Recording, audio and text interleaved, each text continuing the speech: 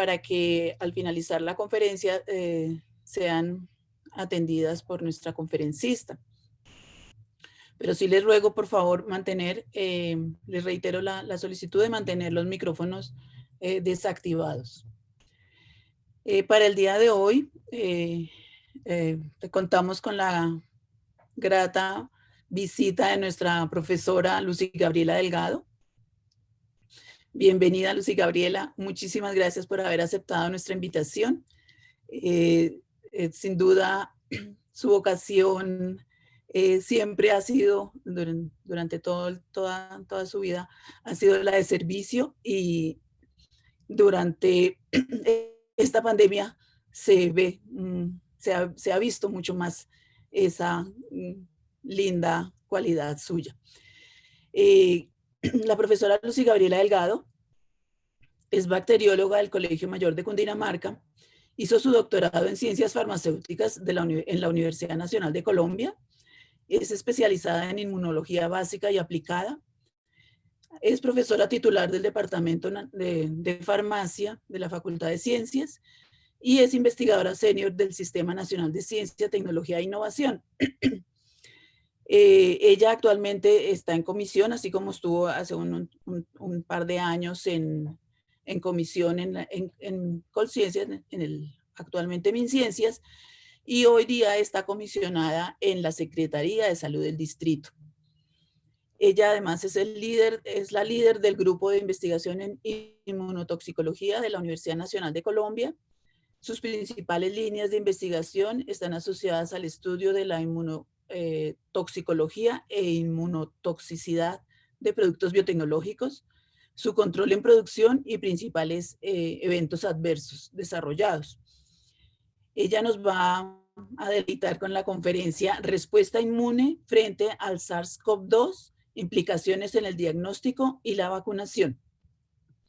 Bienvenida nuevamente, Lucy Gabriela Delgado. Bueno, profe querida, muy buenos días a ustedes, buenos días a la profesora Sonia, a todos mis amigos y colegas del Instituto de Biotecnología y de mi universidad. El instituto es también mi casa, allí se han formado estudiantes en nuestro grupo de investigación, y actualmente, y si todo nos sale muy bien, tendremos una nueva doctora egresada del programa de biotecnología, así que me siento en casa, y muchísimas gracias por la generosa presentación.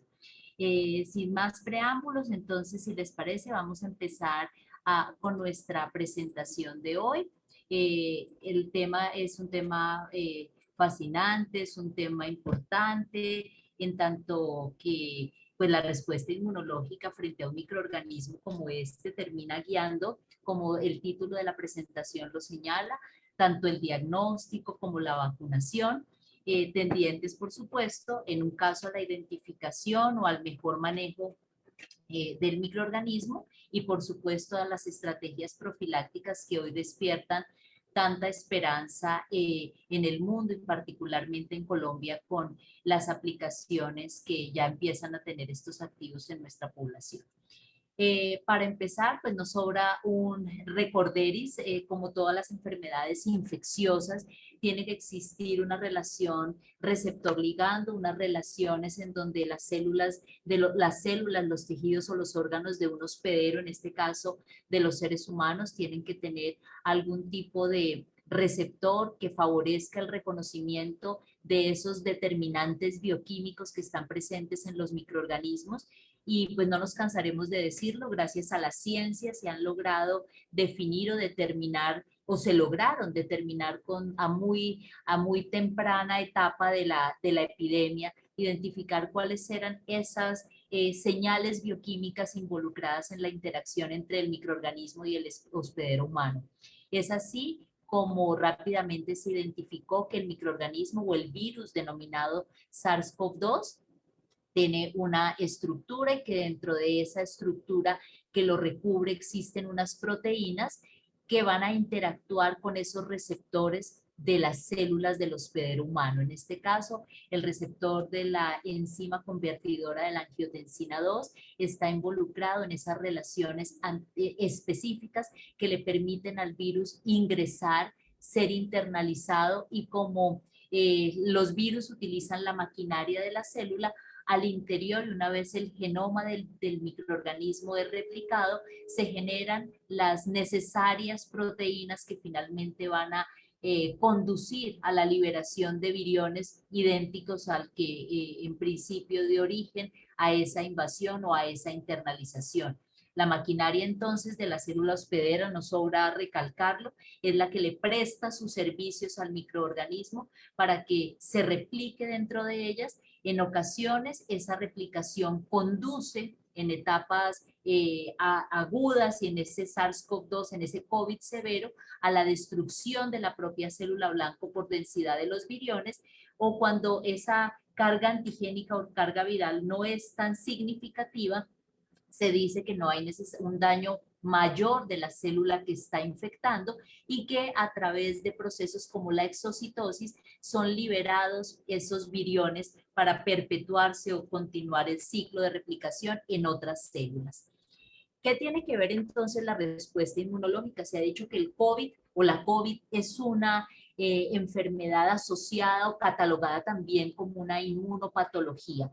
En los individuos infectados, por supuesto que como en toda enfermedad infecciosa, existen unos componentes de la respuesta inmunitaria asociada con el denominado sistema inmune innato, pero también se sabe que la respuesta inmune adaptativa o adquirida juega un papel muy importante en el control de la infección. Recordemos estos conceptos que nunca sobran. Todos podemos estar infectados en tanto tengamos los receptores específicos del microorganismo, pero no todos vamos a desarrollar la enfermedad. Cuando pasa un individuo, está infectado, cursa con enfermedad y es recuperado, se sabe que hay una respuesta inmune de memoria, que en este momento lo que se está estableciendo es qué tan potente es y qué tipo o qué tanta duración puede llegar a tener con el transcurrir del tiempo. Dependiendo del microorganismo, de las características de esos antígenos propios del microorganismo y de la capacidad de la respuesta inmunológica de reconocerlos, esa respuesta en los individuos recuperados, esa respuesta de memoria, va a estar mediada sin duda por anticuerpos, que ya vamos a ver, los vamos a ver con un poco más de detalle, y por las células celulares, las células T, las células responsables de la memoria inmunológica, las linfocitos, tanto T como B. Las células de memoria, las células B de memoria, juegan también un papel importante en ese control posterior a la recuperación de un individuo con COVID. Esto que les voy a mencionar no es para nada exótico, a pesar de que COVID tiene unas particularidades que hacen que todavía siga siendo, por supuesto, un motivo de estudio, que su comportamiento llega a ser diferente al de otras enfermedades por virus respiratorios. Claramente esto que está en esta diapositiva aplica para la mayoría de las enfermedades infecciosas, es decir, dependiendo de lo que llamaríamos en microbiología el tamaño del inóculo, la cantidad de microorganismo que está involucrado en la infección, asimismo va a ser la característica clínica de la enfermedad.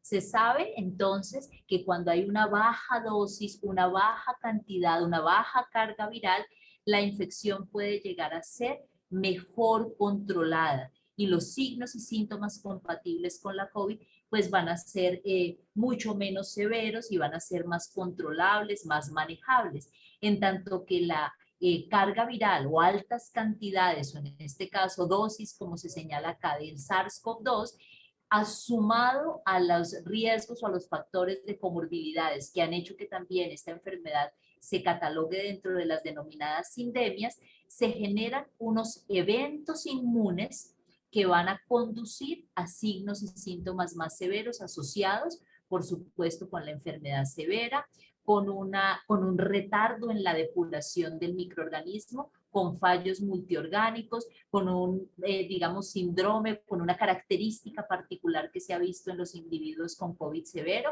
que es esa coagulación intravascular diseminada. En ese sentido, pues es muy importante asociar esa carga viral con esos eventos inmunes que se tienen que suceder para hacer la diferencia entre un COVID controlado y un COVID severo. ¿Qué pasa entonces en ese COVID severo?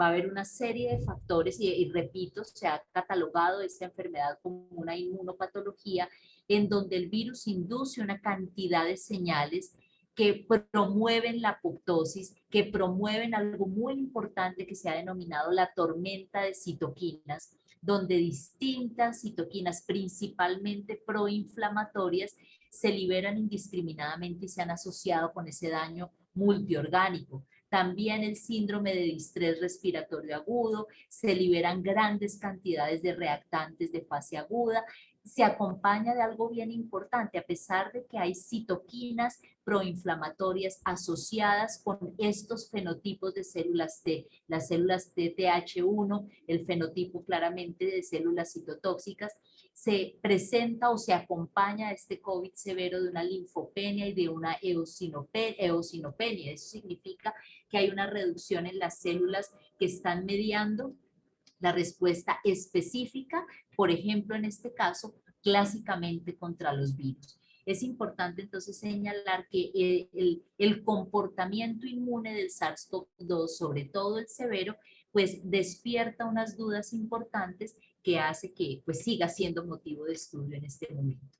En resumen, a nivel de todo el componente celular, T, específicamente la respuesta TH1, TH2, los niveles de anticuerpos, la respuesta de citoquinas, con estos hallazgos es que se ha establecido que COVID y sobre todo el COVID severo es una inmunopatología que es necesario controlarla o buscar controlarla también desde la base de la respuesta inmunitaria. Señalo aquí la tormenta de citoquinas porque ese fue motivo de estudio y de curiosidad académica hace algunos meses cuando ocurre el primer brote de COVID en nuestro país, específicamente en Bogotá, y junto con el doctor Carlos Álvarez, también amigo y colega, profesor de la Universidad de la Facultad de Medicina, analizamos el comportamiento de las citoquinas de la respuesta inmunitaria en un grupo de pacientes digamos, el principal interés eran los pacientes sintomáticos hospitalizados en cuidados intensivos. Espero que esta transparencia o esta gráfica se vea lo mejor posible. Este grupo que estoy señalando, perdón, acá, corresponde, N son pacientes negativos, pacientes que no tienen ningún tipo de sintomatología y que el diagnóstico de RT-PCR no le permite, no sale negativo y pues claramente confirma la negatividad y la no exposición al virus, por lo menos en ese momento. Individuos negativos para SARS-CoV-2 y para COVID. Este otro grupo de individuos identificado con A son individuos asintomáticos, pero positivos a través de la prueba Gold estándar o diagnóstico del RT-PCR. Estos individuos asintomáticos, buena parte de ellos proceden de un grupo de voluntarios de Migración Colombia, que fueron los primeros que recibieron el virus en el aeropuerto, que no presentaron signos compatibles con COVID, pero que su prueba diagnóstica resultó positiva, asintomáticos positivos. Estos otros dos grupos de pacientes corresponden a sintomáticos hospitalizados en casa, es decir, aquellos que fueron positivos y que presentaron síntomas leves de COVID, y finalmente el grupo de pacientes sintomáticos hospitalizados, la mayoría de ellos en unidad de cuidado intensivo procedentes de la Clínica Colombia y que tenían algunos de ellos pues unos fallos muy graves que condujeron a la muerte.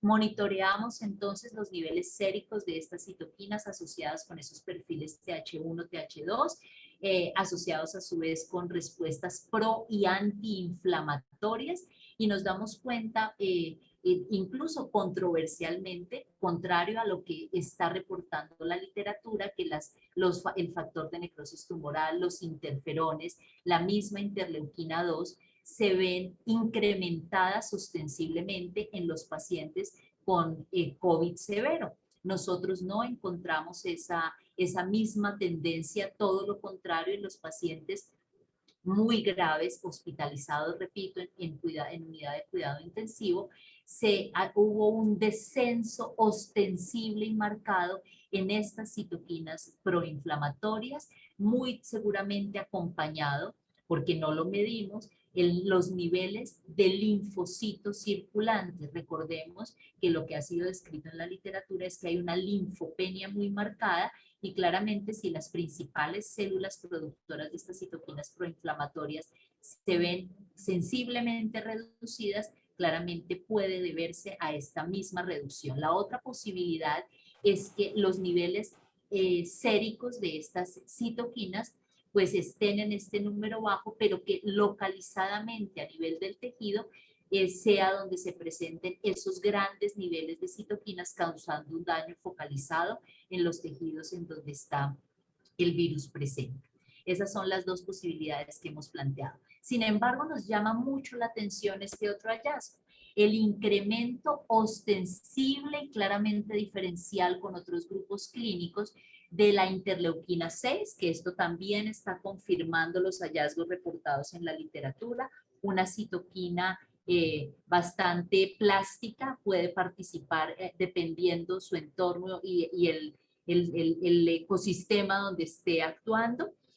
La interleuquina 6 puede comportarse o coadyuvar respuestas antiinflamatorias del fenotipo TH2, pero también, como en el caso de COVID, es una respuesta proinflamatoria severa, lo podríamos denominar como un marcador o un reactante de fase aguda de la enfermedad. Para el caso de la interleuquina 10, también las diferencias entre el grupo de los pacientes que están hospitalizados graves en UCI versus los otros grupos clínicos que analizamos, nos damos cuenta que estas dos citoquinas estarían actuando coordinadamente.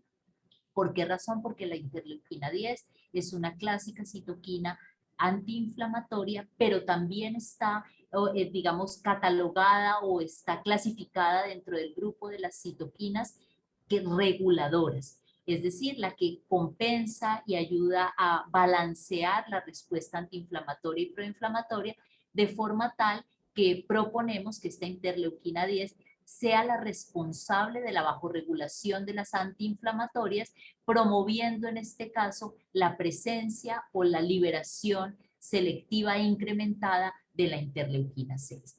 Esos, digamos, son los hallazgos que tenemos en este momento y que pues deberíamos seguir explorando en un futuro.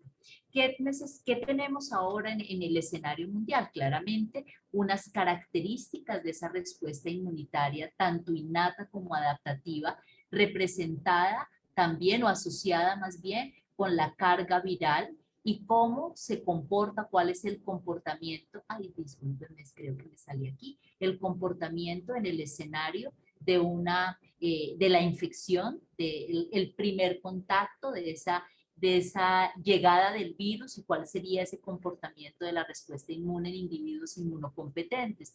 Una respuesta inmune que actúa las primeras semanas, una respuesta celular T, tanto CD4 como CD8 sostenida en el tiempo, y una respuesta de anticuerpos neutralizantes también sostenidos en el tiempo.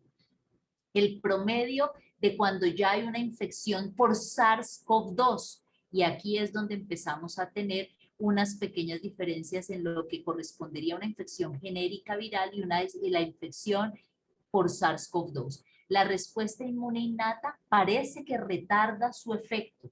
No estarían como dispuestas o disponibles aún las células del sistema inmune innato, considerándose en este momento una probable evasión por parte del virus en esos días iniciales del primer contacto de la primera infección.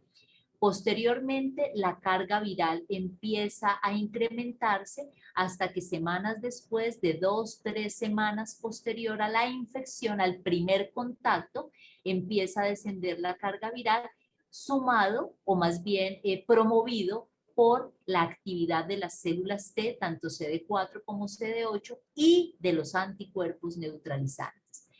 Pero en una infección severa, ese retardo y esa incapacidad aparente de la respuesta inmune innata es muy notoria, y esto está representado en la evidencia pues ya reportada, donde células dendríticas, macrófagos, monocitos, células natural killer, no aparecen en el escenario de esas personas en la infección, en los primeros días de infección, pero después de que aparece esa respuesta inmune innata, se sostiene ese fenotipo proinflamatorio que pareciera inhibir la debida actividad y activación de la respuesta adaptativa o de la respuesta celular T. La carga viral o la exposición a estos antígenos es sostenida e incremental en el tiempo en una persona que tiene COVID severo. Repito, la respuesta proinflamatoria y todos los mediadores de la respuesta inmune innata, aunque retardados, empiezan a incrementar con el tiempo. La respuesta celular T pareciera no aparecer en número, en la magnitud que se debería representar, y los anticuerpos sí suben de manera importante, pero vamos a ver que algunos de esos anticuerpos no tienen o no tendrían el carácter neutralizante que deberían tener para poder depurar el microorganismo. Con esa misma dinámica de estos mismos grupos y hablando de los anticuerpos, y por qué es muy importante caracterizarlos, a pesar de que, como estamos viendo, no son los únicos mediadores de la respuesta inmune involucrados en la protección frente a COVID, sí son fundamentales para reducir la carga viral y promover una actividad adecuada de la respuesta celular. Entonces, dado que los anticuerpos son tan importantes y que son importantes para el control de la enfermedad, pero que también ayudan a monitorear serológicamente cuál sería el comportamiento o el pronóstico de la enfermedad, pues nos dimos a la tarea también en su momento, y esto fue para el mes de abril con el mismo grupo de pacientes, también en el trabajo coordinado que tuvimos con el profesor Carlos Álvarez, monitoreamos o valoramos la presencia de inmunoglobulinas, inmunoglobulina M, inmunoglobulina G, inmunoglobulina A, anticuerpos específicos contra COVID, y analizamos el comportamiento exactamente en esos mismos grupos clínicos. Y encontramos, miren, paradójicamente ustedes, el grupo de sintomáticos hospitalizados, cómo están aquí presentando niveles muy significativos, significativamente altos, y especialmente estadísticamente diferentes en el caso de inmunoglobulina G, un anticuerpo asociado con memoria a largo plazo, y con inmunoglobulina A. Y nos damos cuenta que estos niveles son muy altos en los pacientes que están en UCI, que están graves, que tienen COVID severo, comparado con los individuos asintomáticos o con aquellos que tienen síntomas manejables, síntomas leves que les hacen estar o tener una hospitalización domiciliaria. Entonces, la pregunta importante en este caso es si tienen anticuerpos, ¿por qué están en un COVID severo? Y se supone que si los anticuerpos son parte fundamental de la respuesta inmunitaria protectiva y es lo que nos están induciendo con un proceso de vacunación, entonces la pregunta es, ¿para qué les sirven los anticuerpos en tal cantidad, en tal concentración, si parecieran en este caso incluso ser marcador de mal pronóstico? Los que no tienen anticuerpos son los asintomáticos que cursaron con un COVID inaparente, ¿cierto? Versus aquellos que sí tienen toda la sintomatología de ese COVID severo. Pues bien, la explicación también la pudimos empezar a tener o a construir temprano en el año anterior, en el mes de abril, ya salía este artículo donde se hablaba de la concentración subóptima de anticuerpos o incluso de la fenotipificación de esos anticuerpos para tratar de correlacionar y de explicar el por qué no basta con tener anticuerpos frente a COVID, sino saber contra qué proteínas o determinantes antigénicos del virus están despertando esos anticuerpos. Y en este artículo se correlacionan los hallazgos ya descritos para dengue, un familiar cercano del SARS-CoV-2, en donde se ha logrado describir ese fenómeno denominado ADE, Antibody Dependent Enhancement. Cómo hacen los anticuerpos no solamente para producirse, sino para generar una actividad no adecuada o no involucrada en la protección del hospedero. Es decir, el hospedero está gastando tiempo, recursos y energía produciendo unos anticuerpos que no le van a ser benéficos para controlar el microorganismo. En ese escenario, entonces, se tiene la respuesta clásica y lo que se esperaría de los anticuerpos en respuesta al coronavirus, que bloqueen y que, como su nombre lo indica, neutralicen al microorganismo, impidiendo la interacción con su debido receptor, de manera que este complejo antígeno-anticuerpo vaya a ser depurado por la vía mononuclear fagocítica y no invada las células blanco, promoviendo así el bloqueo de la infección o el bloqueo de la internalización y de la invasión.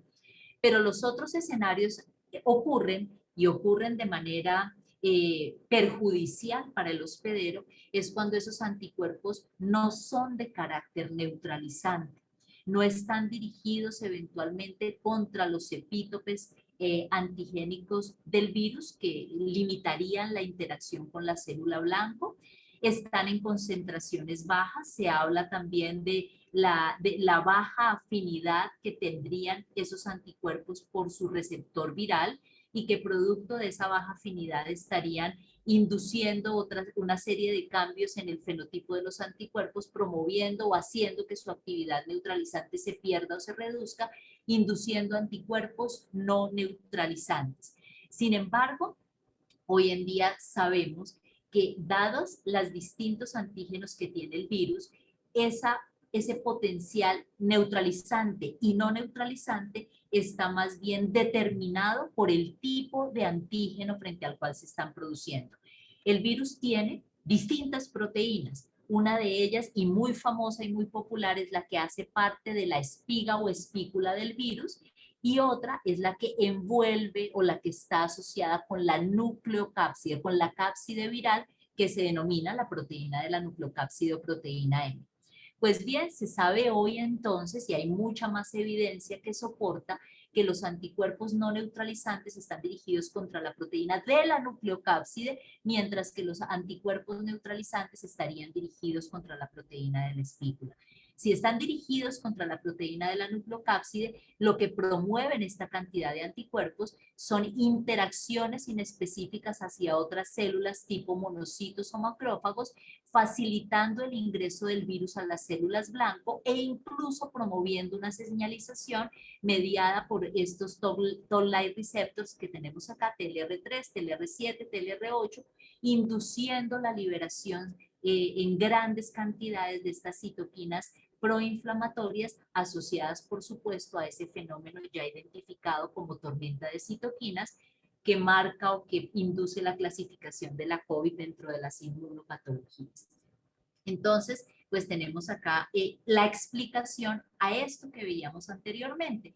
Cuando miramos la composición de las pruebas analíticas que en su momento se estaban vendiendo y comercializando en grandes cantidades en Bogotá, y en el mundo, para ser más precisas, realmente el antígeno que utilizaban esas pruebas serológicas inmunocromatográficas y aún de ELISA y algunas de quimioluminiscencia eran antígeno de nucleocápside, razón por la cual explicamos ahora la presencia de esas grandes cantidades de anticuerpos no neutralizantes que muy seguramente estarían promoviendo esos fenómenos asociados con el mal pronóstico en los pacientes que los presentan.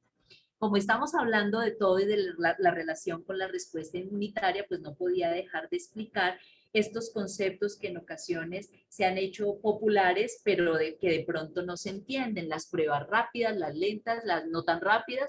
Hay unas pruebas moleculares, no se nos puede olvidar que ese es el gol estándar, el diagnóstico molecular a través de la RT-PCR, y que la presencia de anticuerpos o que la detección de anticuerpos es una medida indirecta de pronóstico que también se denomina de tamizaje, pero que en ningún caso, no solo para COVID, sino para cualquier enfermedad infecciosa, la detección de anticuerpos no significa per se el tener el microorganismo y el poder decir o diagnosticar una enfermedad infecciosa. La presencia de anticuerpos, especialmente para COVID, sí que nos ha dejado en claro que la no presencia de anticuerpos, aún frente a la proteína correcta o a la glicoproteína de la espícula, no implica el estar libre o haber estado libre del virus, y la presencia de anticuerpos específicamente para la proteína de la nucleocápside no implica el llegar a tener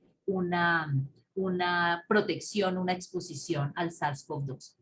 ¿Por qué menciono esto? Porque la proteína de la nucleocápside, además de esas características que hacen que induzca anticuerpos no neutralizantes y su relación específicamente con ADE, significa o se asocia con la alta homología que pueden tener las secuencias de proteína de nucleocápside entre distintos coronavirus. Es decir, la nucleocápside, la proteína N, es muy conservada entre distintos coronavirus, lo cual hace que puedan tener reactividades cruzadas entre distintos coronavirus y por lo tanto no podríamos hablar de una prueba lo suficientemente específica cuando se utiliza como antígeno la proteína de la nucleocápside. La medición de los anticuerpos en esas denominadas pruebas rápidas, pues no puede, en este momento cada vez está más revaluada y de pronto hasta devaluada el uso de estas pruebas de cassette en el caso de los anticuerpos por las razones que les estoy exponiendo, sumado al hecho de que muchos las denominamos unas cajitas negras porque no se sabe cuál es la composición de las membranas que permiten la adhesión del antianticuerpo que permitiría la captura de anticuerpos séricos. No se sabe la concentración, contra qué exactamente o cuál de las epítopes de los anticuerpos está dirigido este tipo de técnicas. Entonces, pues esa no sería la prueba ideal. Nosotros también participamos en el trabajo liderado por el Instituto Nacional de Salud, en donde finalmente se logró establecer que estas pruebas no tienen utilidad mayor en individuos asintomáticos, que casi que están dirigidas para individuos que tienen síntomas o que han tenido síntomas, y en últimas, pues que la posibilidad con su uso de tener falsos negativos en individuos asintomáticos es realmente alta, supera el 50% en la mayoría de las pruebas. Ahora bien, pasando del diagnóstico, porque el título de nuestra presentación, y antes de que se nos agote el tiempo, está también relacionado con vacunas. Claramente, pues la respuesta inmunitaria es el centro de cualquier tipo de estrategia profiláctica, incluyendo sin duda las vacunas que hoy en día se están aplicando y que fueron aprobadas con esa condición de emergencia en nuestros países. Sin duda alguna, y gracias a la ciencia, pudimos tempranamente conocer cuál era el agente etiológico asociado con COVID, se conoció su composición, las características tanto genómicas como fenotípicas del virus, y posteriormente pues se dieron a la tarea en los países que sí invierten en ciencia, ojalá nosotros pudiéramos algún día estar en este escenario, poder acceder a distintas tecnologías o denominadas plataformas que se han utilizado claramente para otras enfermedades infecciosas para las cuales se cuenta hoy con vacuna. Entonces, para el caso de los virus, que no es el caso tener virus vivos atenuados, hoy tenemos más bien virus inactivos, que son estas formulaciones de Sinovac y Sinopharm, una de ellas, esta Sinovac que hoy en día se está aplicando por indicaciones del Ministerio de Salud en los mayores de 80 años. Tenemos en el mercado mundial, no así en el panorama de vacunación colombiano, todavía no tenemos la vacuna Novavax, es basada en componentes virales. Aquí hay algo, esos componentes virales específicamente son proteínas recombinantes, o más bien el epítope recombinante de la proteína de la espícula. Esto es bien importante porque también representa un reto tecnológico. La proteína de la espícula, sabiendo que es el antígeno, digámoslo entre comillas, correcto, frente al cual se despiertan los anticuerpos neutralizantes, esa proteína de la espícula debe estar glicosilada y debe estar, no es un monómero, no tiene que estar en forma monomérica más bien para despertar la respuesta inmunológica, tiene que estar polimerizada. Y digamos, lo mínimo que reconoce el sistema inmune es el trímero de la proteína de la espícula, de tal manera que trimerizar o polimerizar la proteína de la espícula para estabilizarla además y formularla como vacuna o ponerla como antígeno en una prueba serológica es todo un reto tecnológico que parece haber sido superada por esta vacuna de Novavax. Entonces, el uso de proteínas recombinantes es una tecnología que ya se ha utilizado para otras enfermedades infecciosas, pero que en COVID fue toda una, tuvieron que superar ese escollo tecnológico y bueno, hoy tenemos una vacuna con unos índices de sensibilidad, de especificidad, perdón, importantes, con unos índices de eficacia y seguridad promisorios.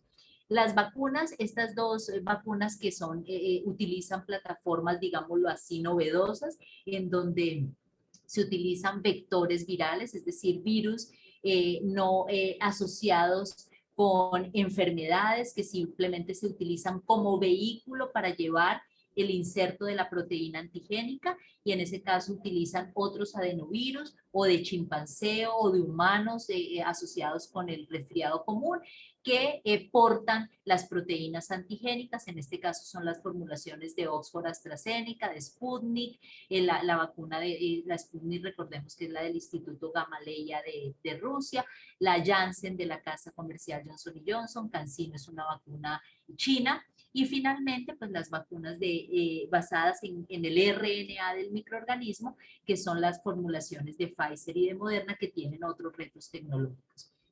Importante señalar aquí la relación de las vacunas con la respuesta inmune, donde no solamente es importante identificar el antígeno, una vacuna para quienes son químicos farmacéuticos, claramente el ingrediente farmacéutico activo de una vacuna y el eje central de una formulación vacunal se llama proteína o antígeno, pero no lo es todo, existen los adyuvantes, los auxiliares de formulación, excipientes y aún excipientes funcionales que juegan un papel muy importante en la presentación antigénica y en la elaboración de la respuesta inmune apropiada, que sea de memoria, que sea de larga duración. Es decir, no basta solamente con tener los antígenos, sino los adyuvantes y los auxiliares de formulación son críticos en despertar la respuesta inmunológica duradera, eficaz, protectiva y por supuesto en la seguridad de los antígenos o de las formulaciones vacunales. Que es importante señalar acá que tenemos que tener ese delicado balance y usar el antígeno correcto, tener la evidencia suficiente, que en este momento debemos recordar que hay que seguir haciendo el monitoreo de las formulaciones en esa fase post-comercialización, porque ha sido muy corto el tiempo de la evidencia. No solamente estamos hablando de buenas prácticas de manufactura y de algunas tecnologías, otras no, que ya han sido utilizadas y que han sido verificadas en términos de su desempeño. Estamos hablando ya de un reto en humanos en donde la autorización de emergencia está dada, sin duda alguna, porque es necesaria la intervención por el perjuicio social, económico y sanitario, por supuesto, representado en vidas de esta pandemia, pero hay que seguir colectando la evidencia para estar plenamente seguros que los anticuerpos, por ejemplo, volviendo a nuestra historia, sean los correctos. Sin duda alguna, aquellas vacunas que están empleando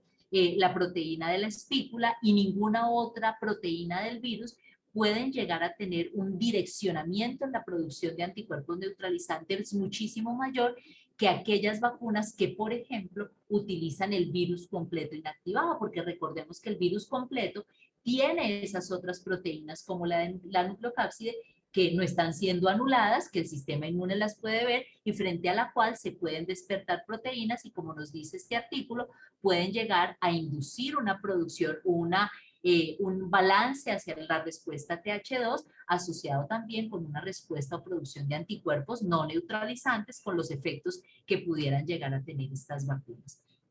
De todas estas formulaciones se reportan ventajas y desventajas que es necesario conocer. No significa eso que no haya evidencia de que no sean seguras, pero sin duda alguna hay necesidad y nosotros desde el mundo académico y desde el mundo científico estamos en la obligación de seguir colectando la información hacia el mejoramiento o hacia incluso la tranquilidad de que estas vacunas tienen la eficacia y la seguridad a largo plazo que estamos esperando. Termino diciendo que hay muchas incógnitas que debemos seguir estudiando y seguir valorando. la mayoría de los análisis están hechos en personas inmunocompetentes. Hoy en día se anuncian, por fortuna para la humanidad y lamentablemente para Colombia, pues porque nosotros no estamos en el mapa cercano de los desarrolladores y de investigación y desarrollo a nivel de productos farmacéuticos, pero claramente allá ya hay grupos de investigación que están haciendo estudios clínicos en menores de 16 años para saber cómo opera esos candidatos vacunales en esos grupos de edad y poder también incluirlos dentro de los beneficiarios de las vacunas. Con los adultos mayores, sin duda, el riesgo costo-beneficio amerita la aplicación de estas vacunas, a pesar de los fenómenos claramente asociados con las vacunas, no solo con estas, sino con todas. En los adultos mayores me refiero específicamente al fenómeno de inmunosenescencia. El tema de las dosis no es un asunto menor, saber con qué periodicidad se tienen que aplicar estas dosis, cuánto dura esa respuesta inmunitaria. Los efectos de la adjuvanticidad a largo plazo hay que monitorearlos en esa etapa de farmacovigilancia. Si el tipo de respuesta está solamente conformada por anticuerpos neutralizantes que reducen la carga viral, que es mucho de lo que hoy en día apunta la evidencia, soporta la evidencia, y que hace que pues las vacunas de las cuales disponemos reduzcan ese COVID severo y mortal, suficiente para sentirnos muy complacidos, pero tenemos que apuntarle o mirar o revisar qué es lo que está pasando a nivel de la respuesta inmune, que pudiera ser esterilizante, qué pasa con la actividad citotóxica para acabar con el virus y poder hablar de que las vacunas efectivamente bloqueen la transmisión de la infección, y razón por la cual, como no se tiene esa evidencia, hoy en día seguimos apuntando a las medidas que ya se han evidenciado como efectivas, al uso adecuado del tapabocas, a la ventilación como un factor primordial para que no se concentren partículas virales y no se facilite el contagio y la infección, a que no debemos hacer visitas a familiares o amigos en estos momentos tan complejos, y pues por supuesto si estamos en la lista de vacunación acceder a esas vacunas. La combinación de antígenos, esto es súper importante a nivel de investigación. Como sabemos que cada plataforma, cada vacuna puede llegar a tener antígenos distintos, formulaciones con adyuvantes distintos, eventualmente se puede plantear el combinar vacunas, es decir, primera dosis con X o Y plataforma y segunda o tercera dosis con otra, de tal manera que se pueda tener un espectro más amplio de respuesta inmunitaria, logrando probablemente una respuesta más duradera o una respuesta más integral en ese delicado balance de la respuesta inmune de anticuerpos humoral y la respuesta celular.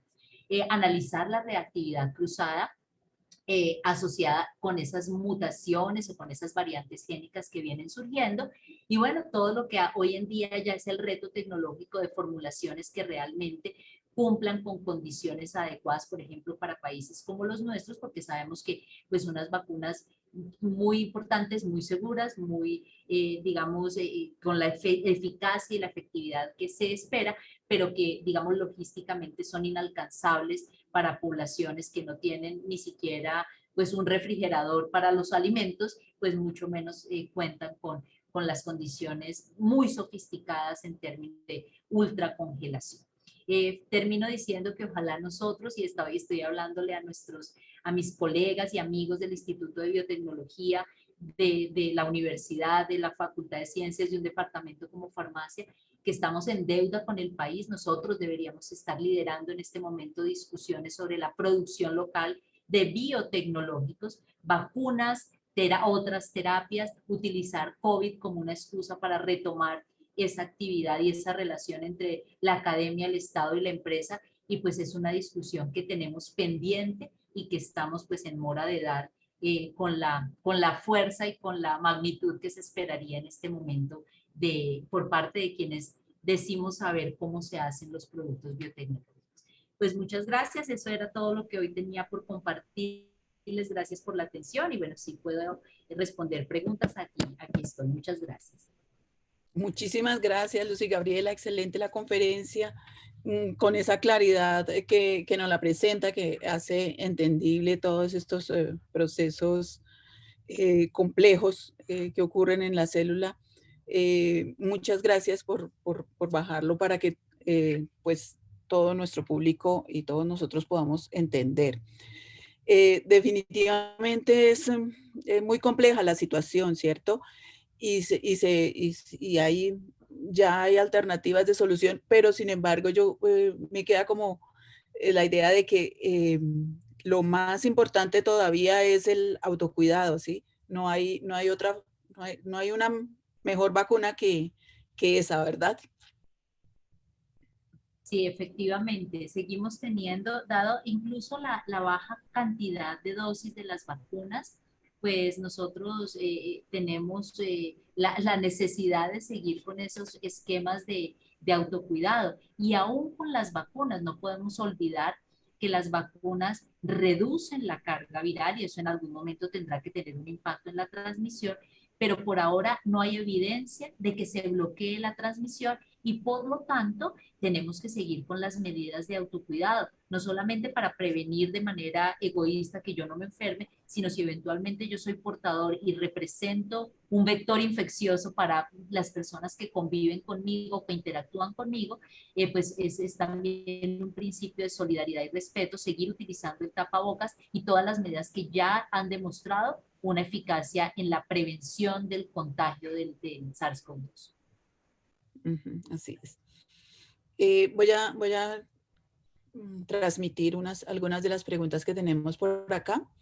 Eh, Dice Mauricio Rodríguez, ¿cuál sería el impacto en la mitigación de la pandemia y en el ahorro de dosis de vacuna si se tiene una prueba de tamizaje que identifique verdaderos anticuerpos neutralizantes en el tiempo?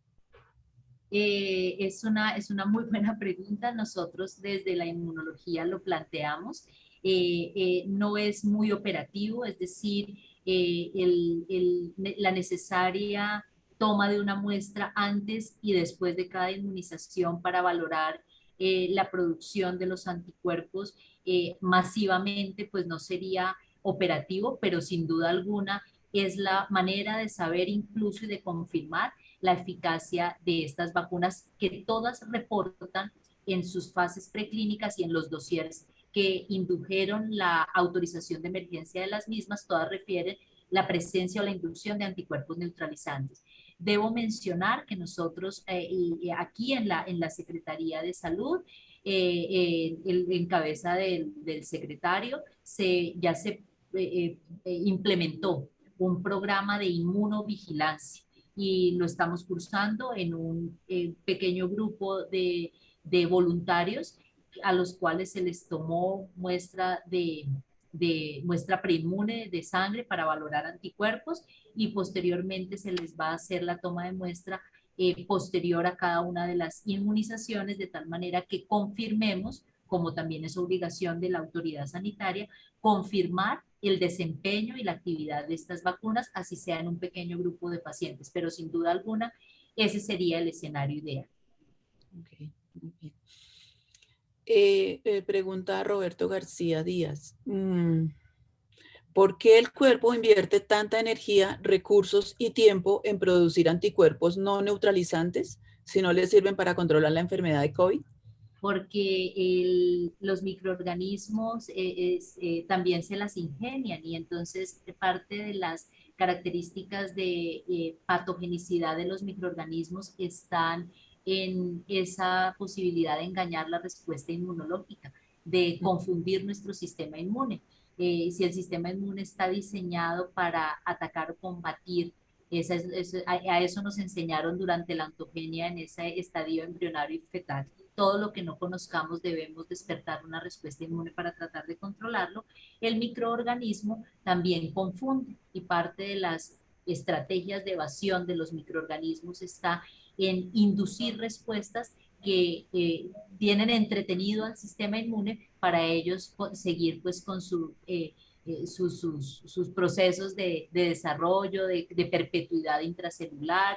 No solamente está reportado para el SARS-CoV-2. En el modelo que realmente ha ocupado buena parte de mis años de vida como Leishmania, el fenómeno puede ser equiparable, ¿no? En Leishmania también pasa lo mismo. En Leishmania, tener anticuerpos es una señal de muy mal pronóstico, Los anticuerpos en Leishmania hacen algo parecido a los anticuerpos neutralizantes frente a SARS-CoV-2. Se promueven la invasión, la entrada del parásito a la célula, y eso es también inexplicable, cómo el sistema inmune le organiza todo el proceso al virus, al parásito, perdón, le permite la captación más fácil a las células del sistema fagocítico mononuclear, y en el caso de Leishmania es aún peor, porque las células que están diseñadas para matar las células fagocíticas son las células blanco de la infección por este parásito. Entonces hay muchas cosas inexplicables que las resumiría simplemente en parte de los mecanismos de evasión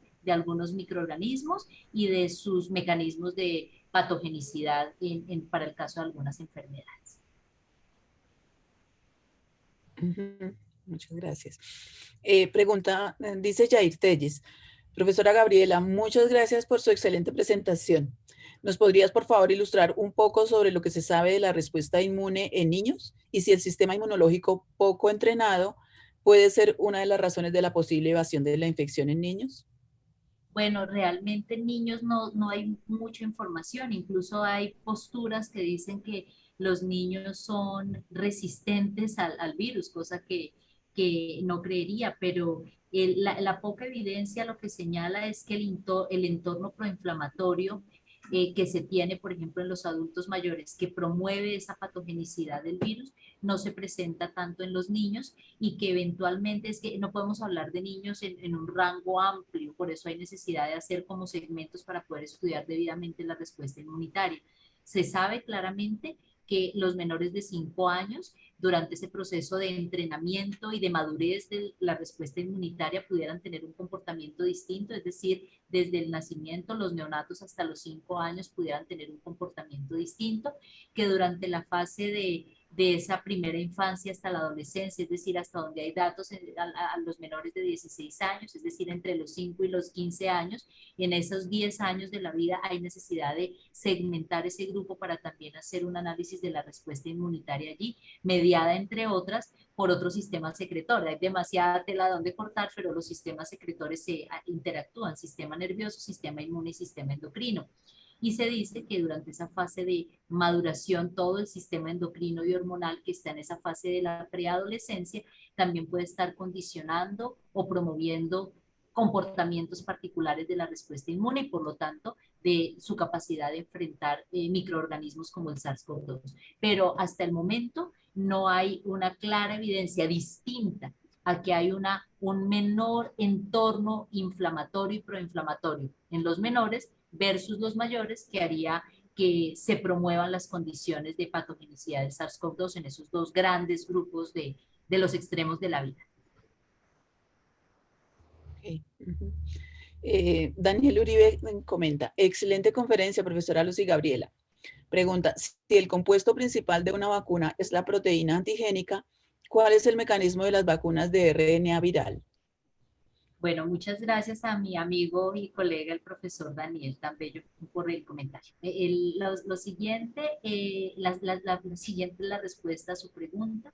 El material genético por el cual es conformada la vacuna se inserta específicamente en las células eucariotas. Se supondría que todas las células del hospedero humano estarían en la capacidad de producir la proteína antigénica. Técnicamente el RNA de la vacuna por la que están constituidas estas vacunas con esta tecnología es técnicamente un profármaco, porque no es el RNA el que despierta la respuesta inmunitaria, sino es el RNA el que se inserta en las células y hace que la maquinaria celular del hospedero induzca la producción de la proteína de la espícula o de epítopes o determinantes antigénicos de la proteína de la espícula. Dicho esto, yo no conozco la información y sería maravilloso poder conocer en dónde se libera la proteína, si hay una presentación intracelular o si la proteína es exportada para hacer presentación antigénica, diríamos convencional, o si hay una presentación antigénica, digamos un procesamiento intracelular y los epítopes se presentan hacia las células de qué manera. Hay otras preguntas que desde la farmacología yo no les he encontrado respuesta. Es decir, si la maquinaria de mis células está en la misma capacidad de producir la misma concentración de proteína que la maquinaria de las células de mi vecino, del profe Uribe, de la profesora Nubia, es saber que si a una misma concentración de vacuna, que es la que se aplica de manera estándar, se producen concentraciones equiparables dependiendo de mi fábrica. Esa pregunta, digamos, esta respuesta que hoy abre otras preguntas, como las que ya se han puesto sobre la mesa para otras vacunas que emplean esta misma metodología de RNA. Por ejemplo, ¿qué células tienen mejor actividad en la producción de la proteína antigénica? Se sabe que los monocitos o las células mononucleares del sistema inmunitario tienden a ser mucho más eficientes en la producción de esa proteína, pero pues no se sabe si mi fábrica de monocitos es igual que la fábrica de monocitos de las demás personas.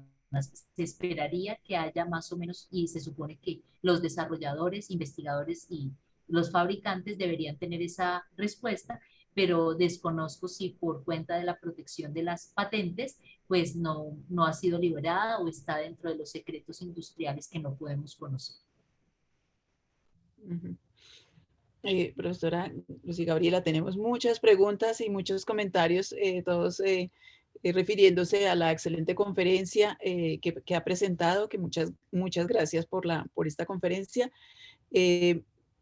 Quiero preguntar ahora, Luisa García pregunta más bien. Muchas gracias por la conferencia, profesora. ¿Usted conoce de algún estudio que se enfoque en evaluar el efecto de alguna de las vacunas en personas inmunosuprimidas como pacientes con SIDA o con trasplantes? ¿Cuál sería la gravedad de las vacunas para ellos? Sí, señora, conozco ya algunos reportes e incluso unos reviews que hacen referencia al tema. Se sabe incluso dentro de los dossiers y las indicaciones y contraindicaciones de las vacunas, a quienes sí y a quienes no se les debe aplicar esta vacuna. Y me refiero, y en algunos casos están asociadas esas indicaciones y contraindicaciones pues, a eventos inmunológicos previamente analizados o estudiados. Dentro de las contraindicaciones, por ejemplo, se recomienda que la mayoría de estas vacunas no se empleen en personas que estén siendo, a las cuales se les esté administrando inmunosupresores, porque es muy probable que se pierda el efecto de las mismas, es decir, que no cumplan con su función y con la correcta activación del sistema inmunológico.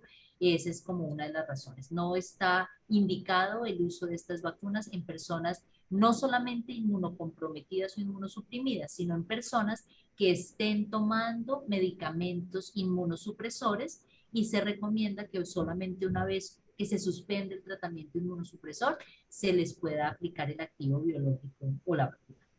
Eh, el tema del VIH, de los pacientes trasplantados, de los pacientes alérgicos, hay muchas preguntas aún sin respuesta.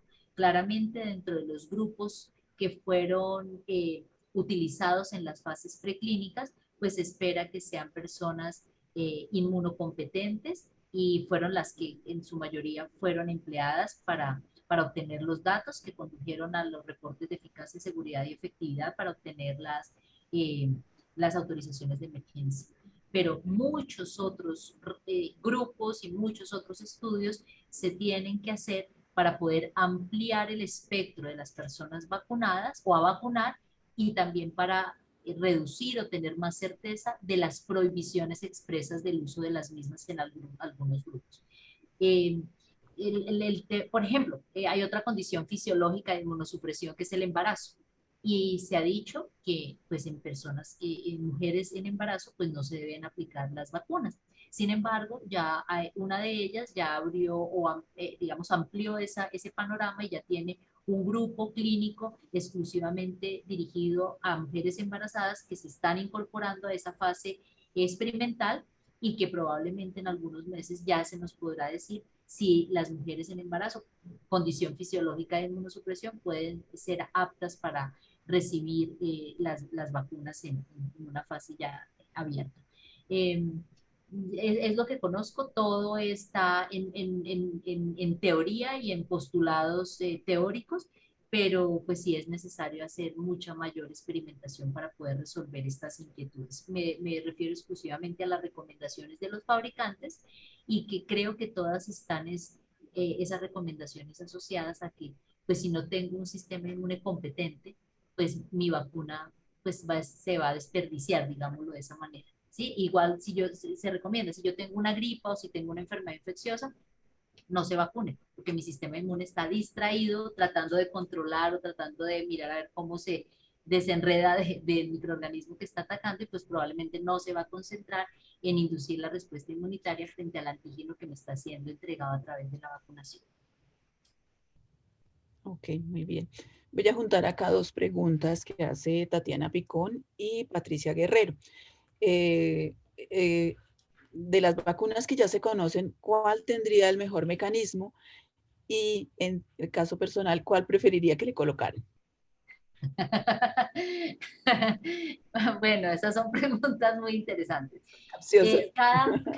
Cada vacuna tiene un universo, digamos, detrás de la misma que todavía no se sabe con certeza cómo están funcionando y cómo están operando, pero se conoce un desenlace clínico asociado con la reducción de los casos severos, de la ingreso a los hospitales, de aún si ingresan, requieren menos estancia hospitalaria, no requieren ventiladores, se mueren menos, ostensiblemente hay menos mortalidad cuando se comparan los grupos que recibieron las vacunas versus quienes no las han recibido.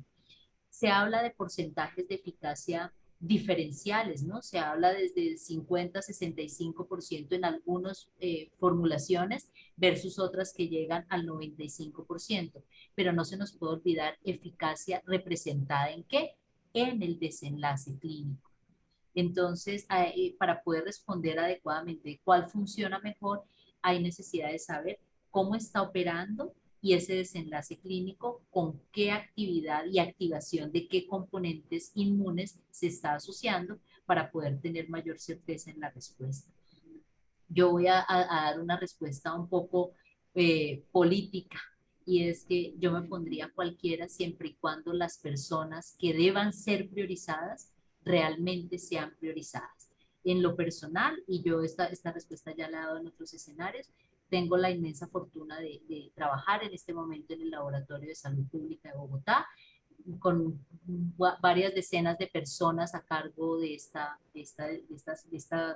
este laboratorio y yo no sería capaz de ponerme yo la vacuna si desde el vigilante, la señora que recibe las muestras, mis profesionales bacteriólogas que las procesan, que están enfrente a ellas todo el tiempo, si esas personas no reciben la vacuna primero, sería absurdo yo ponerme la vacuna. La que toque en este momento, nosotros en Colombia, desafortunadamente, bueno, y en el mundo, no vamos a hablar tampoco y a darnos tan duro, nadie tiene la opción de seleccionar qué vacuna quiere, sino estamos en un escenario de tratar de usar la ciencia y la tecnología para beneficiarnos todos. Entonces, hoy que hay más evidencia, me pondría cualquiera de las vacunas que cuenten con ese respaldo científico académico de publicaciones, no de publicidad, como salió en algún momento, recién se anunciaron, no había salvo la publicidad de las propias casas farmacéuticas, que en lo personal pues no debería ser. Hoy en día hay publicaciones prestigiosas, valoradas por pares, y si pues me precio o me digo científica, pues sería el colmo no leer, reconocer y valorar esas publicaciones, esa producción científica. Y bueno, hasta el momento de la mayoría de ellas hay evidencia científica y la que me toque, cuando me toque me la pondré. Muy bien, así debe ser. Comparto esa respuesta totalmente. Profesora Lucy Gabriela, haciendo un poco al llamado que nos hace en su última diapositiva de la discusión de por qué no producir vacunas, quiero hacer esta pregunta que hace transmitir esa pregunta que hace Mauricio Rodríguez. Profesora, gracias por su buena comunicación. ¿Se puede producir en Colombia la vacuna con tecnología de proteína recombinante o de vector viral? Si es así, entonces ¿se puede también escalar la vacuna o no existe la manufactura o plantas como si lo tienen México, Brasil o Argentina? Bueno, yo estoy convencida que se requiere poner todas las piezas de nuestro ecosistema científico a funcionar. Yo sí creo que se pueden producir vacunas acá. No sé exactamente de cuál de las tecnologías, pero me iría por la más sencilla de los virus inactivados, porque hay experiencias en el país. Y voy a hablar de Bogotá, y con dos empresas que producen activos y vacunas veterinarias, tienen la infraestructura necesaria y producen vacunas para agentes virales, pero pues que tienen impacto a nivel veterinario. Cuando se habla hay muchos sesgos o prejuicios, pero se piensa que por ser veterinarios entonces es que tienen menor calidad. No, las buenas prácticas de manufactura se conservan. Lo que sucede es que el blanco de acción o el blanco del producto es otro distinto al humano, y pues por supuesto hay otras consideraciones adicionales, consideraciones de todo índole, incluso éticas, que deberían demostrarse, pero con absoluta seguridad hay infraestructura hoy en la capital de Colombia, donde se producen vacunas basadas en agentes virales para el control de enfermedades virales en animales. Entonces, partiendo de ahí, eso es importante. Hay otras tres condiciones que he mencionado es importante tener en cuenta. Nosotros formamos talento humano en este programa de biotecnología. En nuestras escuelas de farmacia se forma recurso humano importante a nivel de maestría, a nivel de doctorado, que saben hacer productos biotecnológicos. La pregunta puntual, yo en la Universidad Nacional, ¿cuántos grupos de investigación hacen para sus investigaciones? Casi que todos los días proteínas recombinantes. Claramente eso no es cuestión de ir a hacer unas mezclas. Les mencionaba a lo largo de la presentación que el plegamiento y la polimerización de la proteína de la espícula es crítica para despertar la antigenicidad y la inmunogenicidad de ese candidato a vacuna, de esos posibles candidatos a vacuna. No es un asunto menor la polimerización, porque parece que los epítopes frente a esa proteína son conformacionales. Entonces, ese es un reto tecnológico y eso es importante tenerlo en cuenta. Pero capacidades hay, conocimiento hay. Hay una industria farmacéutica que, si bien no son desarrolladores, son unos productores de productos de excelencia y de calidad. Se producen inyectables y se pueden hacer asociaciones entre universidad, empresa, Estado para poder generar las vacunas que el país está necesitando. Se requiere, por supuesto, una capacidad política, que es la que yo veo bastante difusa, por decirlo menos, en donde se negocie, como lo hizo Argentina, como lo hizo México, para tratar de promover la transferencia bajo acuerdos. Yo nunca he dicho jamás que se violen las leyes y los marcos regulatorios de propiedad intelectual, jamás. Pero es que la propiedad intelectual también se negocia.